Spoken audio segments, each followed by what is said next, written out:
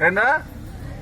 और फिर बोलता है, तुतलाते हुए बोलता है, तो बोलना भी माँ ही सिखाती है, चाहे गधे में, घोड़े में, गाय में, बकरी में, कुत्ते में, किसी की भी माँ हो, अपने बच्चे को माँ ही सिखाती है। तो दुनिया का सबसे बड़ा गुरु कौन है और सबसे बड़ा देवता कौन है, देवी कौन है? तुमको पत्थर की देवी ने कुछ सिखाया? बोलना सिखाया? पढ़ना सिखाया? बताना सिखाया? तो किसने सिखाया? माँ ने सिखाया। इसलिए ध्यान रखना, माँ बहुत बड़ी चीज है। संसार की सारी दौलत को एक जगह जमा कर देना और माँ का प्यार एक तरफ कर देना, माँ का प्यार वजनी होगा और तुम्हारी धन दौलत सब ऊपर का ऊपर रहेगा। तराजू ऐसे हो जाए, तराजू ऐसे हो जाए। तो मेरी बहन, आप लोग जोरन है, जोरन जो दूध के एक एक कण को जोड़ सकती है, तो हिंदुस्तान क्या विश्व के एक एक आदमी को आप जोड़ सकती हैं। बोलो, सही बात है ना। तो आपने उसमें थोड़ा सा मट्ठा डाल दिया या दही डाल दिया या दही का पानी डाल दिया तो दूध जम गया। और जब जम गया तो छोटी जो बहू है उसका काम क्या था? एक रई लाना, और वो रई जो है वो मझली बहू है। कौन है? मझली बहू है। वो उसमें रस्सी से बांध करके फर फर फर फर करती है, तो उसमें से क्या निकलता है? मक्खन निकलता है। मक्खन दूध का एसेंस होता है। दूध में जो भी विटामिन है, एसेंस है, वो मक्खन है। छोटी बहू का काम, बीच वाली बहू का काम है मक्खन बनाना। मक्खन क्या है? वो तो जोड़ती है, और मक्खन उसका भाव है। अगर वो नहीं हो, मक्खन नहीं हो, तो लौंदा नहीं बने। जोड़ तो दिया लेकिन लौंदा नहीं बनाया तुमने। लौंदा कौन बनाता है? बीच वाली बहू, है ना। वहां कल मैं बोला तो वहां 3 बहुएं थी, और मक्खन को ताने के लिए, गरम करने के लिए अगर गरम नहीं करोगे तो उस मक्खन को 4 दिन बहू रख देना। मेरी बहनें, 4 दिन एक कहीं पर रख देना, किसी प्लास्टिक की थैली में। अगर बांस नहीं आ जाए तो बोलना है, बदबू आ जाए, क्योंकि मक्खन में मैल होता है। मक्खन में क्या होता है? मैल होता है। और देखो, अब यहाँ पर एक बात और बोल देते हैं, भौतिक तत्व में मैल होता है। जो विज्ञान के स्टूडेंट बैठे हैं वो जानते हैं, मैंने उस दिन भी बताया था, शायद फिर बता रहा हूं। भौतिक तत्व में मैल होता। दुनिया की कोई चीज ऐसी नहीं है जिसमें मैल नहीं हो। दुनिया की कोई भी चीज ऐसी नहीं है जिसमें मैल हो। लकड़ी जलाते हो, क्या होता है लकड़ी जलाने से? धुआं क्या है? लकड़ी का मैल है। जलाने के बाद लकड़ी जल जाती है तो नीचे क्या बचता है? कोयला। कोयला क्या है? वो क्या है? कोयला जो है वो भी मैल है। और जो राख बच गई वो लकड़ी का बचा हुआ मैल है। जो आप खाना खाती हैं और पेट भर के खाना खाते हैं और सवेरे लोटा लेके जो जाते हैं वो क्या है? भोजन का। ठीक है। दुनिया में कोई भी चीज ऐसी नहीं है जिसमें मैल नहीं हो। हीरे में भी मैल है, सोना में भी है, चांदी में भी है, दुनिया की हर चीज में मैल होता है। लेकिन बोधिसत्व थे बाबा साहब डॉक्टर अंबेडकर, बोधिसत्व में मैल नहीं होता। और बुद्ध तो एक ऐसी चीज है, 10 पारमिताओं से निकल करके आते हैं वो, उसमें भी मैल नहीं होता मेरी बहनें। तो मैंने इसलिए कहा कि सबसे छोटी बहू जो है बहुत प्यारी बहू है, सुंदर है, अच्छी है, आचरण अच्छा है, तो वो क्या करती है, हम पूरे परिवार का जो मैल है, गंदगी है, उसको निकालती है।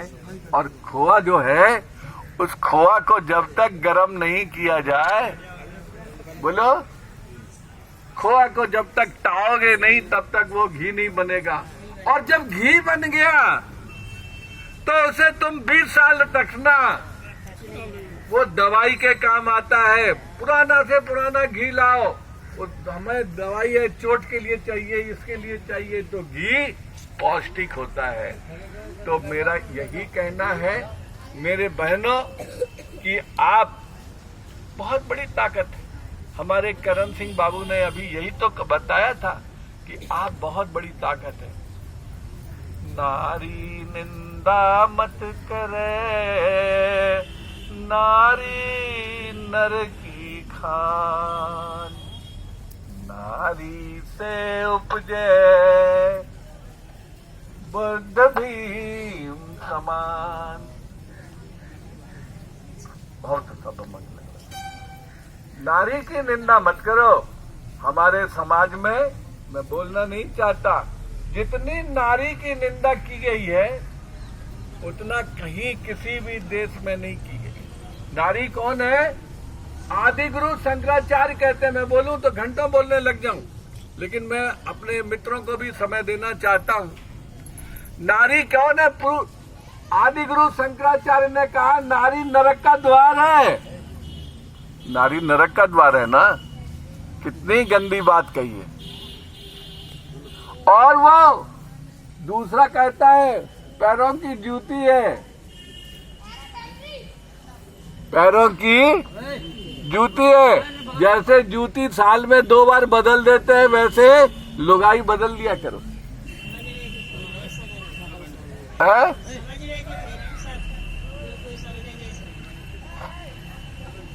तो मैं इसलिए बोल रहा हूं, ये जो बात मैं बोल रहा हूं थोड़ा सा खराब लगेगा आपको।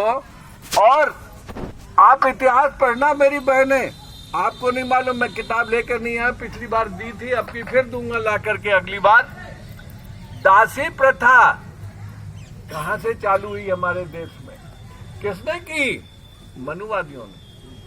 और जो छोटी लड़की थी, बोलने में मुझे खराब लग रहा है, 9 साल की लड़की 40 साल के आदमी से ब्याह दी जाती थी। क्या हाल होता होगा उस लड़की का? सोचो, ये तुम्हारे धर्म के ठेकेदारों ने तुम्हारे साथ क्या नहीं किया है। और आदमी तो एक ही होगा, बीवी 4-4 रख लो, 6-6 रख लो, 8-8 रख लो। अरब में बहुत सी बीवियां रखते थे। क्या तुमको सम्मान मिला? 9 साल की लड़की के साथ 35 और 40 साल के आदमी का ब्याह हो, क्या ये अच्छा है? बोलो। इसको अंग्रेजी एक महिला ने इसको आज से आजादी से पहले उन्होंने इसको खत्म करने की कोशिश की। हरि सिंह गौड़ एक आदमी था, उसने इसको खत्म करने के लिए कहा नहीं 13 साल की होनी चाहिए। मदन मोहन मालवीय बहुत बड़ा नेता था, आप जानते हैं, कांग्रेस में, मालूम है ना? मदन मोहन मालवीय पंडित जी, वो कहते हैं देश में हिंदू धर्म पलट जाएगा, 13 साल नहीं होनी चाहिए, 9 साल ही होनी चाहिए। क्या कहूं मैं आपको, गुस्सा आती है। लेकिन बाबा साहब डॉक्टर अम्बेडकर ने 18 साल आपको बताया कि 18 साल से नीचे अगर शादी करोगे लड़की की, जेल जाओगे। किसका एहसान मानोगी मेरी बहन, बताओ?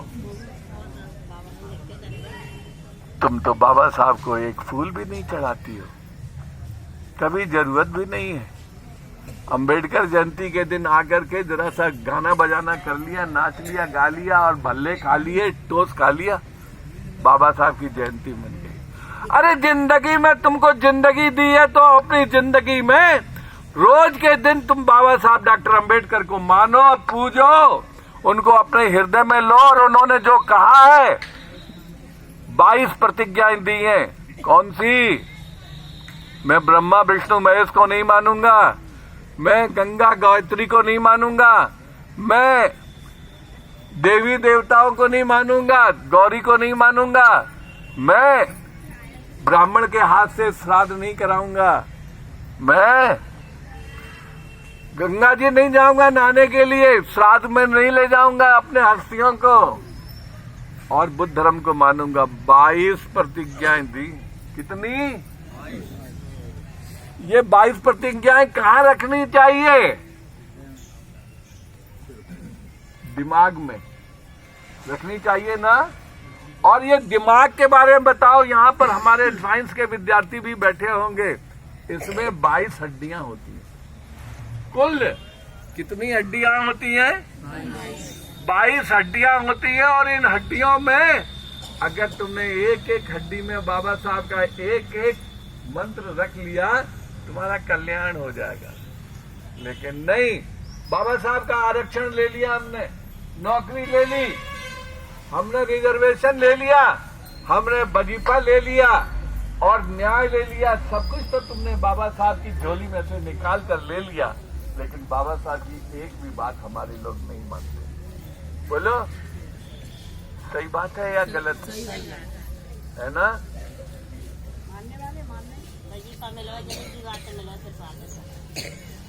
तो मैं इसलिए कह रहा हूं, मेरी बहनें, मानने वाले मानते हैं, वो कितने हैं बताऊं? 1% भी नहीं है। और जहां बाबा साहब डॉक्टर अंबेडकर को लगा देते हैं, वहीं पर देवी मैया को हमारे लोग रख देते हैं, वहीं पर हनुमान जी, गणेश जी रख देते हैं। जबकि बाबा साहब जिसको मना करते थे, अदबद वही काम करूंगा मैं।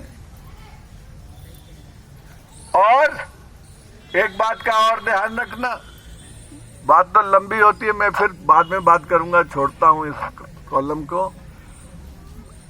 ये जो कोरोना चल रहा है ना, ऐसे ही अंधविश्वास की एक बहुत बड़ी बीमारी है, कुरीतियों की बहुत बड़ी बीमारी है, गैर इंसानियत की बहुत बड़ी बीमारी है। और इसलिए इस वायरस के इलाज के लिए, कोरोना जैसे वायरस के इलाज के लिए एक ही वैक्सीन की जरूरत है। कौन सी वैक्सीन? बाबा साहब डॉक्टर अंबेडकर ने 22 प्रतिज्ञाएं दी हैं। ये वैक्सीन अगर तुम्हारे बाह में लग जाए, यहां लग जाए नितंब में, तो तुम्हारा कल्याण हो जाएगा। इसलिए बाबा साहब की 22 प्रतिज्ञाओं को मानना। मैं ज्यादा लंबी बात नहीं करूंगा, बहुत समय हो गया। हमारे एडवोकेट साहब को भी मैं समय दूंगा, वो अपनी बात कहें।